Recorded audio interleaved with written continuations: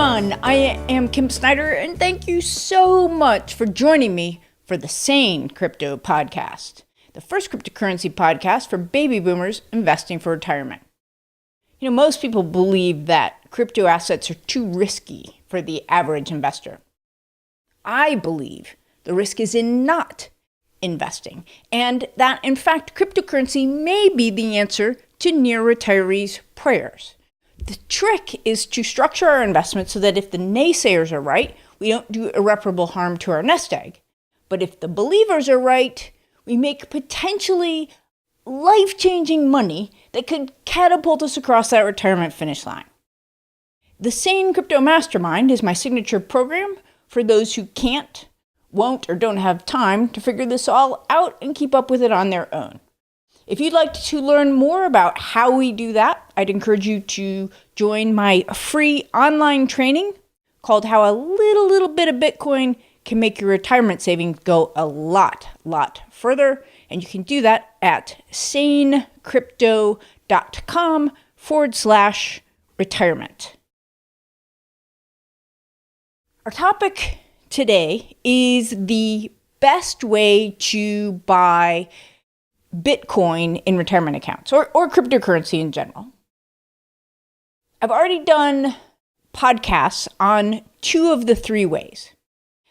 In episode number 17, we talked about how the Bitcoin Investment Trust, which is also more commonly known by its ticker symbol, which is GBTC, was the one way that you can buy Bitcoin directly in your IRA through a traditional stock brokerage account at Fidelity, Schwab, TD Ameritrade, wherever you have that. And I will link to that episode in the show notes. There are many advantages to GBTC, but among the disadvantages is a very big one, and that is the premium, meaning that on average, you will pay 42% more for Bitcoin when you buy shares of GBTC over the price of the underlying Bitcoin itself. And sometimes that premium can be as high as 100%. In episode 21, we talked about using a specific structure known as an IRA-LLC. It's also sometimes known as a checkbook IRA, to buy and sell cryptocurrency and other alternative assets in what's known as a self-directed IRA. Now, in my mind, this is a better alternative to GBTC in most cases, but the setup can be expensive because you have to, create an LLC, and there are a lot of hoops to jump through. I detailed all of that in a blog post, which I will also link to, but it may or may not make sense depending on the amount that you intend to invest. Today, we're going to be talking about a third option. I'm going to be talking with Jordan Sheppherd of checkbookira.com about using a solo 401k structure to invest in cryptocurrency in your retirement accounts. And in some cases, this can make even more sense than a checkbook IRA, as Jordan will explain. And just to give you a little background on Jordan, he is the CEO of Checkbook IRA-LLC, which he founded along with his dad, Steve. Over the years, Jordan's investments have taken him into real estate, international finance, precious metals, and the movie industry. During his time with the company, he set up over 6,000 people with the Checkbook IRA-LLC structure. He has reviewed thousands of transactions with his clients, ranging from the simple and straightforward to the very complex and involved. He is a low handicap golfer, known for his booming drive, a world traveler, and an avid reader. His favorite topics are colonial history and constitutional law, and he is an unabashed advocate of Austrian economics and the free market, as espoused by Murray Rothbard and Ludwig von Mises. Jordan, thank you so much for joining me on the Sane Crypto Podcast. Well, thanks for having me. I appreciate it. So, first of all, I want to ask you about the name of your company and how you ended up with that, and then how you got in the self-directed IRA business. Well, our company name is Checkbook IRA-LLC. We're in Oregon, LLC. That's where we're located. We're the guys that came up with the term checkbook IRA way back when we started. So it's kind of become an industry term now, like Coca-Cola or Coke or something like that. But our company name is Checkbook IRA. And as far as how we got started, my dad and I were introduced to this concept. I think it was the latter part of 1999, maybe first part of 2000. He and I were doing some investments together and kind of looking around at different options on how to do it. And one of Dad's friends, who he'd done a lot of real estate stuff with out in Michigan, told him about this structure. And it was a brand new thing, and there was nothing on the internet about it, really. Nobody was providing this kind of service. But as it turned out, you could do it. And there were a couple of court cases that referred to it. So we went ahead and set it up, started using it ourselves. And over a period of time, as we did different deals, different people would find out, how we were doing what we were doing, that we were using retirement money. And of course, it would blow their mind, so they wanted to start doing it. So we would help them get set up. And eventually it got to the point where we had, 20 or 30, 40 people that we'd helped set up. And one day Dad said, there's a business here because nobody else is doing it. So we said, yeah, there is. So we started providing the service. And that was officially in 2004 is when we formed the company and put up the website and so forth. And then we started doing the solo Ks a little bit later because, as we'll get into in a second, there were some legislative changes that were done in 2001 and then 2006. So that came a little bit later. But now, we have clients in all 50 states and I think 35 countries. So it's been, 14 years now. So it's been quite a while that we've been doing it.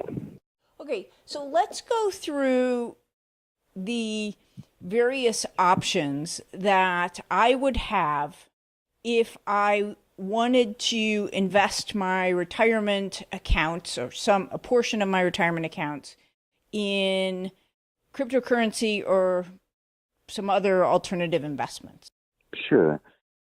Well, the tax code has always been very, very liberal when it comes to investments that are allowed to retirement accounts. And typically for most people, that's going to be for IRAs. Here we're talking about also 401ks, but the rules are essentially the same in terms of what you can invest in. And they work it in a negative fashion in the sense that there's not a long list of things that you can invest in, this, and this, and there's a big long list.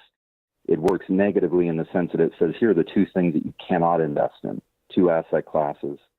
And then everything that's not in those, one of those two classes is permissible, as an investment, for a retirement account.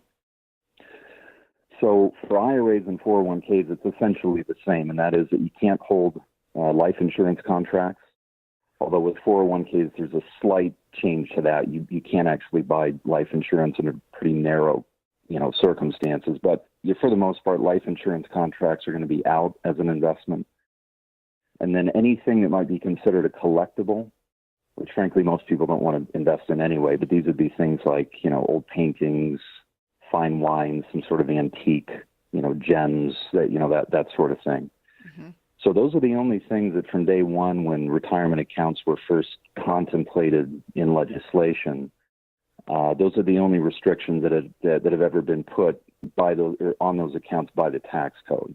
So it's a very, very broad field. I mean, everything from real estate over to precious metals to, as you pointed out, crypto now, which is kind of the new hot thing. So there's a wide, plethora of different options that a person has, and typically they'll kind of fall back to what they know best and what they can manage, and then of course crypto has been a huge thing, a lot of interest in that lately, and once the IRS came out with clarification on how they treated crypto for tax purposes, they treated it essentially as personal property, then that was all that was needed on the retirement end of stuff to confirm that retirement accounts can indeed invest in crypto. So we can invest in all these things, but I can't just do that through my Fidelity accounts. Well, as far as IRAs go, there are different custodians that are set up to process those kinds of non-traditional investments. Fidelity is their brokerage company, right? So if you tried to buy a piece of rental real estate or crypto through them, it's not some big conspiracy. It's just that they're just simply not set up to do it. So if you wanted to do that, you would have to use a different custodian who's set up to do that sort of thing. And typically those are in the industry referred to as self-directed custodians. So if you open an IRA with them, it's still just an IRA. I mean, there's nothing different about the IRA, but it's being held by a custodian that will permit you to do more than just stocks and bonds and mutual funds and so forth. And then the 401k is kind of a different deal because you get to be your own custodian, but we'll kind of work into that, throughout the conversation. But I think the interesting thing is, as you mentioned, I think a lot of people really don't even know that this is an option. It's not something that's very well known. No, I mean, it's becoming better known, and the Government Accountability Office, I think it was 2 years ago, did about a year and a half study on self-directed accounts, including IRA-LLCs, checkbook IRAs, and also solo 401ks. I contributed to that report, but when they released it and kind of went through how it's done and looked at some of the demographics of how much of the market is made up of these accounts, that's brought some more interest into this area. So it's a steadily growing industry, but I mean, relatively, it's pretty small. Yeah. So most people, you're right, don't even know this is an option. Yeah. Okay. So now you and I got on the phone, and I actually got in touch with you because I wanted to understand the services that y'all provide related to the checkbook IRAs. And then we got to talking about the solo 401k, which is when I said, hey, you explained this so well. Would you come on the podcast and explain it for my audience? Hey, y'all, Kim here, breaking in from the editing booth. Before we go into the advantages of, what is a solo 401k and the advantages of that over the checkbook IRA, I feel like I just need to circle back real quick on the checkbook IRA and make sure that we're all on the same page and you understand a little bit about that. As I mentioned in the intro, I have a blog post on that, which goes into a lot of nitty-gritty detail. I will link to it in the show notes. But if you would like to find it, you can just go to sanecrypto.com/checkbook-IRA, and you will find that. I'm going to just read you a little quick piece of it, again, just to give you the proper context for what we're about to talk about. A checkbook IRA is a type of self-directed IRA structure that is also known as an IRA-LLC. So in the case of a checkbook IRA, your IRA doesn't own the individual assets. It owns one asset, and that asset is a single member LLC, hence the name IRA-LLC. And as manager of the LLC, meaning you are able to buy and sell assets within and on behalf of the LLC for the benefit of your IRA, because your IRA owns that LLC. And so that's how you have what's known as checkbook control, hence the name checkbook IRA. So quickly, let me explain why a checkbook IRA can be better than just a traditional self-directed IRA. While for some people a traditional self-directed IRA may suffice, the biggest advantages of the checkbook IRA are lower fees, fewer restrictions, and more control. In 2014, when the IRS issued its guidance on virtual currency, confirming that it was considered property and could therefore be held in an IRA, an entire cottage industry sprung up of so-called Bitcoin IRAs. And in spite of the fact that self-directed IRAs had been around for ages, I set my first one up around 2001, these early marketers of these digital asset IRAs charge outrageous fees, like $3,000 setup plus 10% commission plus a percentage of assets for maintenance, and huge minimums in order to take advantage while they could. And that's what it was, taking advantage, which is why I did not recommend them. And shockingly, they are still out there and people are still falling for them. Now, more recently, there are established custodians like Kingdom Trust and Pensco have gotten into the game with fees that are more in line with those for other assets. But still, those fees are not inconsequential. And one could argue that they are even, in fact, justified since they have to custody your crypto assets, which requires additional cost and expertise. Plus, literally every time you get permission from the custodian to buy or sell, there is a fee. Every wire transfer, or check out, or report filed, another fee. And granted, it's a lot of 200 here and 50 there, but over time it really adds up. Now with a checkbook IRA, especially if you set it up with a custodian that only charges a flat annual fee, not a percentage of assets plus transaction fees as most do, then you take fees of what could be thousands of dollars per year down to $275 or less. And this is possible because you, or more accurately, the LLC you manage, has custody of the crypto assets, and you're not required to consult with the custodian for each purchase. You just buy and sell at will from the LLC's bank or brokerage accounts. In fact, with a checkbook IRA, you don't even need a custodian that allows Bitcoin. You just need a custodian that allows single member LLCs, as that's the only asset owned by your IRA. What you buy and sell is your business so long as it's within the IRS rules. Okay, so again, this article on my blog goes into a lot more detail with the steps for setting up a checkbook IRA, what are prohibited transactions, what are the consequences of a prohibited transaction, all that sort of gory detail. So I'll leave the rest to you to read up on that if you're interested. But that should give you at least enough background now that the rest of this conversation with Jordan is going to make a lot more sense. So back to the interview. So what is a solo 401k and why would it be better for who? Right. So a solo 401k, just to kind of dispel one quick thing, there is, the industry has come to call these solo 401ks, the IRS calls them individual 401ks. There really is no technical name. It's the result of some law changes that they made in 2001 and in 2006.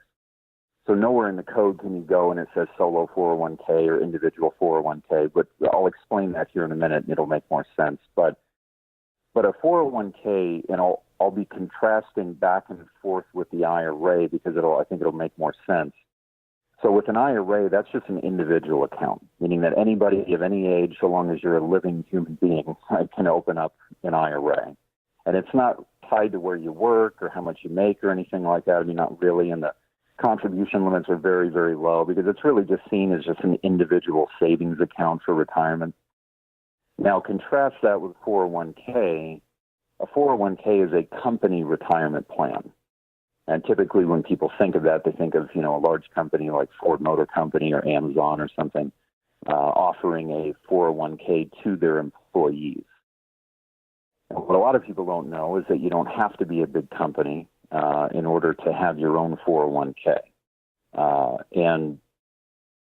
So even if you're a computer consultant or you buy and sell stuff on eBay or something like that, and it's just you can actually still have your own 401k and have all the benefits that, that come along with 401ks, which leads into your question about, what's so special about a 401k? Okay, wait. Before you go, hang on, Jordan. Before you go there, let me just stop and make sure I understand something. So what you just said, so even if I'm a computer consultant or a freelancer or, I'm a dog walker, that I can have a 401k. And does there have to be like a legal entity?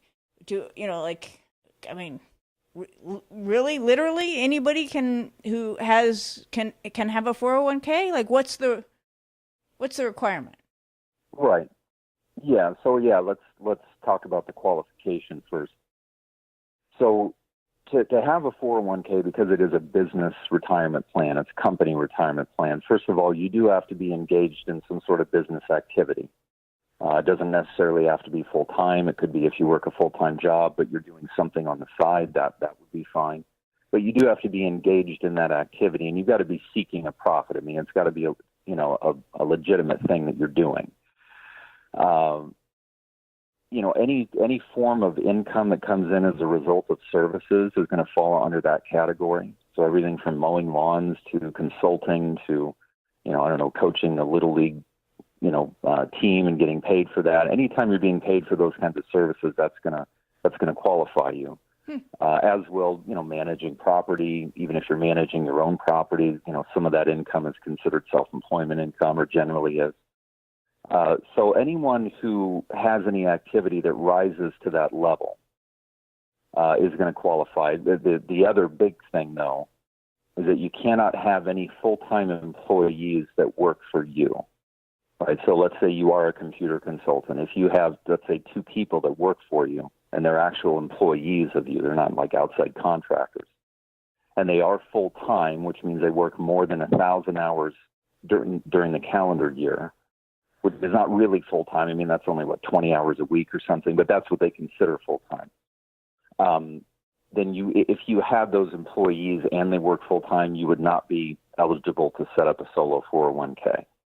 What makes a solo 401k is the fact that there's an absence of employees aside from the owner or the owners of the business, right? So it could, let's say, be a husband and wife, right? They both own the business, but there's nobody else that works for them. It's just them. Or they have some contractors that work for them, but they're not actual employees, right? So anyone that has a business activity and is seeking a profit and hopefully making a profit, and also does not have full-time W-2 employees, is going to qualify to set up a solo 401k. Okay. Even if, again, that activity, they're not making that much, the income is really irrelevant. The code doesn't even touch on that as far as putting any requirements that you would have to make money-wise, So that's probably a lot of people who may or may not realize that they're eligible to put money away for retirement this way. Okay, so great. So if I qualify for this 401k, what then? What else? What can I do with this? So the investment rules are the same as with IRAs, as are the self-dealing provisions, right? Those parties we talked about, you and your immediate family, that are essentially barred from doing any sort of business or transactions with the retirement plan. So that's a carbon copy for 401ks, same set of rules. What makes the 401k special is really that even though it's a retirement plan like an IRA, it really is a different animal. And it's got a different structure, and it lets you do some things that you can't do in an IRA, and then also has a number of other advantages over an IRA. So the biggest difference is going to be, and remember before I said that with an IRA, you cannot be your own custodian, which means that you're forced to go to a third party, hand your IRA to them, and then if you want to have checkbook control, that means that you have to set up an LLC. So the LLC becomes the mechanism by which you get checkbook control. And the only reason you have to do that is because you can't have checkbook control of the IRA itself, because you can't be your own custodian. Now, switching over to the solo K, again, it's a different animal under a different part of the code. The trustee and custodian rules are completely different. So with a solo 401k, when a business entity sponsors a 401k, and in the case of the solo K, it's just one person, or the one person and their spouse, they can actually be their own trustee, their own custodian. And just by the way, trustee and custodian are the same thing. They're synonymous terms. So with a 401k, when you create a solo 401k, you can actually be your own custodian, which means that you don't have to deal with a third-party custodian, which means also that you don't need to set up this extra LLC because you already have checkbook control of the 401k to begin with. Right? So Now, some clients, just as a side note, they do go ahead and have a set up an LLC that their 401k owns, maybe for other reasons, but you don't need it for checkbook control.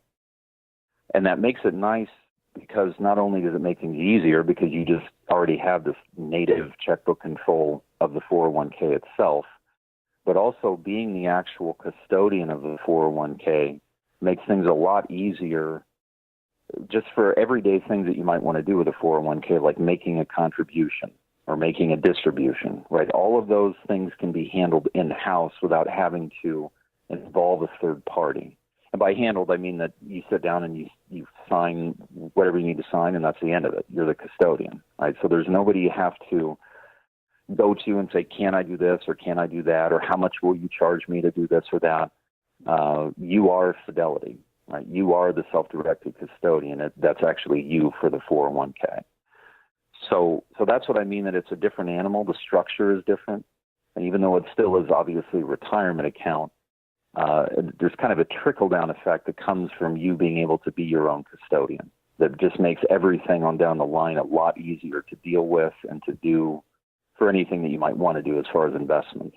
So I guess one of the things that's it should be fairly simple, but in my mind, it's really fuzzy, is I guess like the mechanism for this is just what, like a bank account, a separate bank account? Because, I obviously can't commingle these funds. Again, I can't spend them, on groceries. So what is that that's holding these funds? Yeah. What's it look like and how's it going to operate? Yeah. So good question. So both IRAs and 401ks are technically, as far as the thing itself, I mean, we call them retirement accounts, but what is this actual thing? Technically, they are trusts. Like you might set up for a family trust. They're revocable trusts that have tax exemption from, Section 408 of the code for IRAs and actually Section 501 for 401ks. So that's really what the thing itself is. And so when you create a solo 401k, what you have is a brand new entity that pops up. And you can name the 401k whatever you might want to name it. That's completely up to the client. So this new trust pops up. It is a tax-exempt trust, and it has its own name. It has its own tax ID number because it's going to be off doing its own investments. So when all of all the documents, plan documents, are drawn up and registered and signed and all of that, you would go open up a checking account in the 401k's name, and technically it would just simply be a trust checking account. In the same way that if you were, if you had a family trust for the grandkids or something like that, if you walked into your bank and said, hey, I've got this trust and I want to open a checking account, they say, okay, that's fine. It's the same process. The bank is going to treat it, exactly the same way. So those funds are then held, whether you're going to do a rollover, maybe from some other IRA, which we can talk about, or some other 401k. If you're going to roll that money now into the solo 401k, then it's going to roll into and be sitting in that 401k's designated checking account, in the 401k's name and so forth. And then as the trustee, of course, you control the plan, but you're also the signer on the checking account. So however you might need to deliver funds, whether it's by check or bank wire or cashier's check or something like that, you have full authority to do that as the trustee. Perfect. So let's keep going and talk about what some of these other benefits are. I guess they mostly flow from the fact that you are your own custodian, right? Yeah, quite a few of them do, just in terms of the ease of being able to do the investment. There are some specific benefits to the 401k. Before I get into those, I'll clarify one thing because we kind of touched on it, but I didn't really expand on it very much. We talked about creating a 401k, because you have some sort of business activity. And one of the questions I get a lot is, oh, great, that means I've got to go form some business entity like an LLC or an S-Corp or something like that. And just to be very clear, you can sponsor a solo 401k as a sole proprietorship, right? So the IRS and the tax code considers a sole proprietor, which is just a person out just doing their own thing under their own name, not through an entity. They consider a sole proprietorship an entity capable of sponsoring a 401k. Okay. Right? So if you say, well, I mow lawns and I do this and that, and I don't have a business entity, that's not a big deal. You can still sponsor the plan and go from there.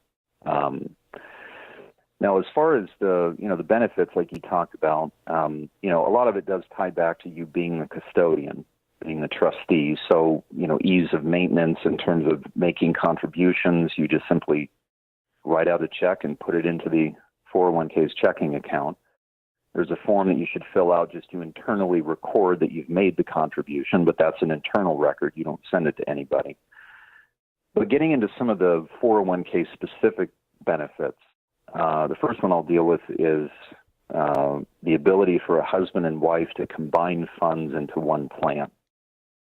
One of the problems with IRAs, in trying to do that with IRAs, is that, IRAs are individual accounts.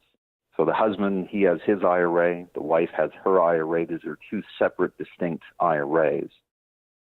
And because a husband and wife are prohibited from dealing with each other in terms of their retirement, it's very difficult to take a husband and a wife's IRA and try to bring them together to, in some way, combine funds to, buy real estate or crypto or something like that. Now, with the 401k, again, even though the rules are still the same, husband and wife are still prohibited from dealing with each other. The structure of the 401k is different, which allows you some opportunities to combine funds with a 401k in ways that you can't with an IRA. So just to use an example, let's say a husband and wife own you see example of one of our clients in Virginia, or let's say that they own a nut farm, right? And it doesn't matter whether they have their company in a LLC or whether they're sole proprietors, that's irrelevant. But let's say that they sponsor a 401k, a solo 401k. Now, because they both own the business, they automatically get to participate in this one 401k. So both husband and wife can roll other retirement accounts into the solo K. And then based on their income, they can also make new contributions to the 401k. And once they roll that money in and they make contributions, they can each of them do investments separately, right? So the husband could go buy a rental and the wife could make a hard money loan or buy some precious metals or something. But you can also combine your funds within the 401k and make an investment partly of the wife's money, partly of the husband's money. 50-50, 60-40, 90-10, it doesn't make any difference. That's up to you as the custodian.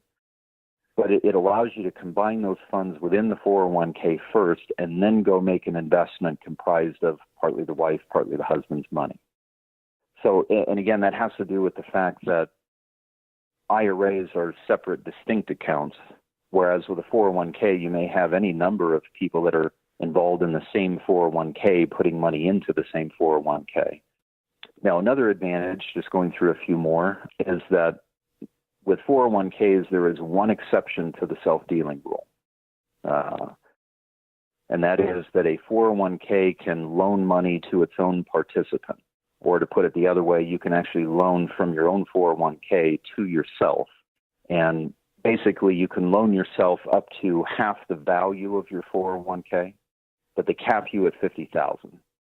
Right, so if you have $60,000 in your 401k, you could only loan yourself 30, half the value. If you had $300,000 in your 401k, then you're going to cap out at $50,000. So you can loan yourself up to that much. It can be for up to 5 years, and the interest rate has to be within a certain range, which right now is going to be between about 3% and about 6.5%, somewhere in there. So you get to pick, what the interest rate is when you make that loan to yourself. The only exception on the term, just as a quick side note, is if the loan out to yourself from the 401k is going to be used to purchase your primary residence, then you can stretch the loan out to 15 years instead of 5. So, it's an interesting little thing that you can do. For some people, they never use it. And for other people, they use it quite a bit because, they might want to rearrange some debt, or they might have some real estate transaction or some other deal that they want to do with personal money, and they come up a little bit short, so they flip some money out of the 401k to themselves, go ahead and use it, and then slip it back in, pay back the loan. And of course, any interest that is charged on that loan is being captured by your own 401k. So you're, like I said, some people will rearrange their credit card debt so that so that they're paying interest to their own 401k as opposed to losing a bunch of interest to a bank. So that's another example. And then the next big one, I would say, and then we can, you can ask some questions and we can go from there. But the next big one, especially for crypto clients, is that built into the 401k is an after-tax account, which is come to be known as the Roth 401k. And it acts in the same way as a Roth IRA in the sense that it's an after-tax account. Whatever money, that you get into that account, whatever it grows into is going to be completely tax-free when you take distributions. And what's nice about the Solo K is that after-tax account is actually built into the 401k, meaning that if you want to contribute directly to it, you can. A contribution limit's much, much higher than a Roth IRA. But you can also, if you want to convert money or assets over to the Roth 401k, you can do that internally within the plan, right? So if the normal side of your 401k owns some crypto, let's say, and crypto takes a big dive, but you know that it's going to come back, you can actually internally within the plan convert that crypto over to the Roth side. And when the crypto comes back up, any of those gains are going to be captured in the Roth side of the plan. So now you can still do that with IRAs because obviously there is such a thing as a Roth IRA, but it makes it a lot easier and opens up some other planning opportunities with the fact that the Roth 401k is actually inside of the same plan. So, we can expand on that a bit. And I should also just point out that, with a Roth IRA or Roth 401k, any money that you put into it, you're going to have to pay tax on it right now, right? So that's the trade-off. You got to pay tax up front when you get the money into the Roth account. But the trade-off is whatever that account grows to, down the road, you can take it out tax-free. Right. So it kind of hurts when you do that, but, if it works out, numbers-wise, for a lot of people, it's worth it to do. So for me, the 401k thing doesn't work because I have employees, right? But so whether it's a checkbook IRA that someone is interested in or the Solo K, they don't have to do that on their own. In fact, I would guess that you would recommend that they don't do it on their own. And those are actually services that you provide, setting all of those up, right? So could you explain exactly what you all do quickly in terms of services and then where people can find you if they'd like to learn more about that? Sure. Yeah. So we specialize in two structures, the checkbook IRA, which is the pairing of a self-directed IRA with an LLC.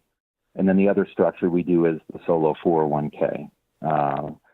And so dealing first with the checkbook IRA, we like to work with a certain custodian in Kentucky. Their name is the Kingdom Trust Company.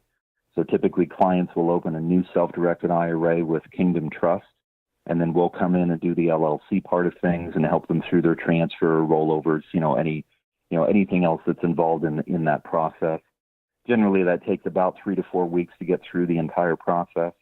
And then with a 401k, that's a little bit different because, if you're going to set up a 401k, generally it's a good idea to have your documents reviewed by the IRS so that you have some sort of official sign off, by the IRS that these are, everything's compliant and good to go.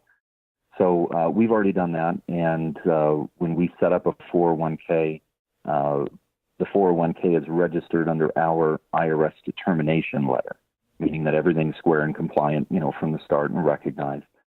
And then with the 401k, obviously we'll walk the client through what documents are that we provide and what they'll need to sign and what they're for. And then we help them with their rollover to get stuff, rolled over to the Solo K, even if they have assets that they want to roll over. So, and then also with a bank account or a trading account, if they need help with that, we're certainly happy to help them with that.